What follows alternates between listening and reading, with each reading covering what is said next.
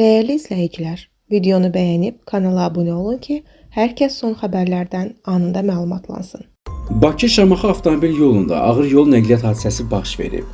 Xəbər verilir ki, ilkin məlumata əsasən Şamaxının Acıdərə adlanan ərazisində ağır avtonajlı yük avtomobili hərəkətdə olarkən idarəetməni itirib və yolun hərəkət hissəsinə aşıb.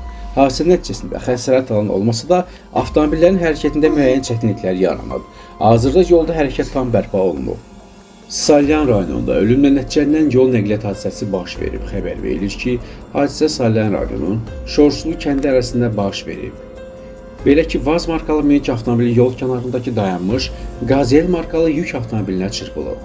Qəza zamanı Qazelin yanında olan kənd sakini 86-cı il təvəllüdlü Feyzullayev Ruslan Mərdanoğlu iki avtomobilin arasında qalaraq ağır xəsarətlər alıb. Yaralı xəstəxanaya çatdırılsa da həkimlər onun həyatını xilas edə bilməyib. Piyada aldığı ağır xəsarətlərdən ölüb. Faktla bağlı hüquq mühafizə orqanları tərəfindən araşdırma aparılır.